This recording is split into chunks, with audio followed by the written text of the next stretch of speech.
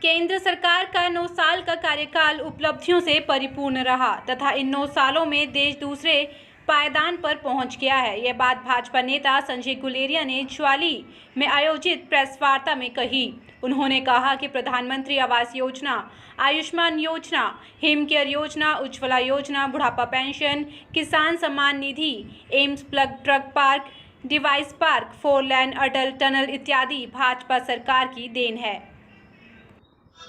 आज की ये जो प्रेस वार्ता है, ये मोदी सरकार के 9 वर्ष पूरे होने के उपलक्ष्य में है।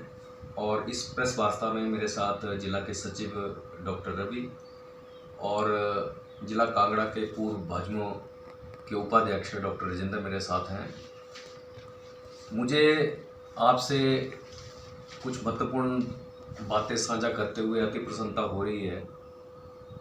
जैसा कि आप जानते हैं कि मोदी के 9 वर्ष के कालखंड में भारतवर्ष की जो अर्थव्यवस्था 2014 में 10वें पायदान के ऊपर थी, वो आज 5वें पायदान के ऊपर है। और आपको ये भी जानकारी होगी कि चंद ही वर्षों में जो अर्थव्यवस्था है, ये 5वें स्थान से पूरे विश्व के तीसरे पायदान की ओर बहुत ही तेज़ी से अग्रसर हो रही है। इसका मतलब क्या हुआ? इसका मतलब ये हुआ कि जैसे भारतवर्ष 2014 की बात करूं तो मोबाइल मैन्युफैक्चरिंग, जिससे कि आप इस प्रेस वार्ता में भी आप जिसका उपयोग कर रहे हैं, भारतवर्ष 12वें पायदान के ऊपर था, जहां पूरे देश में लगभग 80 करोड़ लोगों को इस मुफ्त राशन सुविधा का लाभ हुआ। वहीं हिमाचल प्रदेश के भी लगभग 29 लाख परिवारों को, लाख लोगों को इसका सीधा सीधा लाभ हुआ। उसी तरह अगर मैं उज्ज्वला और गृहिणी सुविधा योजना की बात करूं, ये भी लगभग 5.25 लाख लोगों को, गरीब हिमाचल वासियों को इसका सीधा सीधा लाभ हुआ। और अंत में मैं आपको ये भी याद कराना चाहता हूं कि अगर धारा 370 हटी, वो भी पिछले 9 वर्षों में हटी। अगर राम मंदिर जी का निर्माण युद्ध स्तर पे चला हुआ, जिसका कि उद्घाटन अगले जनवरी में होने जा रहा है, इसका श्रेय भी भारतीय जनता पार्टी और माननीय नरेंद्र मोदी सरकार को जाता है। अगर आज नरेंद्र भाई मोदी जी का कद पूरे विश्व में इतना बढ़ चुका है कि जो बाइडेन भी कहते हैं कि मुझे आपके ऑटोग्राफ चाहिए, और आज एबनीज ऑस्ट्रेलिया के प्रधानमंत्री भी कहते हैं कि Narendra Modi you are the boss. करूं तो उसमें IIM सिरमौर की बात करूंगा, मैं अटल टनल की बात करूंगा। अटल टनल की वजह से ले जाने के लिए लगभग 4 से 5 घंटे का समय में कटौती हुई है। उसी तरह अगर मैं एक और तोहफे की बात करूं तो हिमाचल प्रदेश चौथा ऐसा राज्य है, जो चौथा ऐसे पायदान के ऊपर है जहां वंदे भारत ट्रेन, चौथी वंदे भारत ट्रेन ऊना से दिल्ली के बीच में रवाना हुई, जिसका श्रेय भी माननीय मोदी जी को जाता है।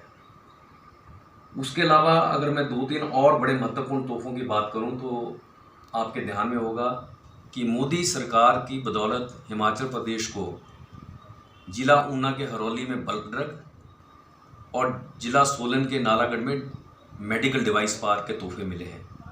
और इन दोनों प्रोजेक्ट्स की वजह से गवर्नमेंट ऑफ इंडिया की तरफ से 1500 करोड़ रुपए का निवेश इस पार्क को, डिवाइस पार्क और बल्क ड्रग पार्क को डेवलप करने के लिए हिमाचल सरकार को मिला है। और इन दोनों क्षेत्रों में करोड़ों रुपए की इन्वेस्टमेंट होगी और लगभग 40,000 से ज़्यादा हिमाचल के बेरोजगार युवाओं को नौकरी मिलेगी। भारतवर्ष दूसरे पायदान के ऊपर है। और अगर मैं मोबाइल डाटा यूसेज की बात करूं तो भारतवर्ष आज दुनिया का पहला देश है जिसमें कि मोबाइल डाटा जो उसके लोग इसको यूज़ कर रहे हैं।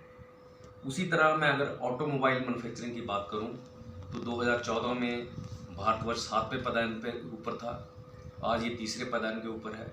जब मैं ये पायदान की बात करता हूं तो इसका मतलब ये है कि जब हमारी अर्थव्यवस्था इतनी तेज़ी से बढ़ रही है, हम भारतवर्ष मोदी जी के नेतृत्व में मैन्युफैक्चरिंग सेक्टर में इतनी तेज़ी से बढ़ रहा है, उसका सीधा सीधा लाभ देश के बेरोजगार युवाओं को है। उसी तरह अगर मैं बात को और सुधार करूं तो 4 लेन कनेक्टिविटी देश में पहला राज्य होगा जिसमें अधिकतर रोड कनेक्टिविटी 4 लाइन के माध्यम से जुड़ जाएगी। अगर मैं बात करूं मनाली और कीरतपुर का जो 4 लेन हाईवे है उसकी शुरुआत हो गई है। अगर मैं बात करूं पंचकुला से लेके शिमला तक का जो 4 लेन हाईवे है लगभग 80% ये कंप्लीट हो चुका है। आप देखते होंगे कि आज तक कंडवाल से लेके बाया मटौर एक मंडी की तरफ और एक शिमला की तरफ इन 4 लेन हाईवे का भी जो काम है बड़े युद्ध स्तर के ऊपर चला हुआ है। मैं ऐसा मानता हूं कि अगले 2 वर्षों में हिमाचल प्रदेश विश्व के उन छोटे छोटे राज्यों की तुलना कर सकता है जहां पे रोड जो कनेक्टिविटी है वो वर्ल्ड क्लास होगी।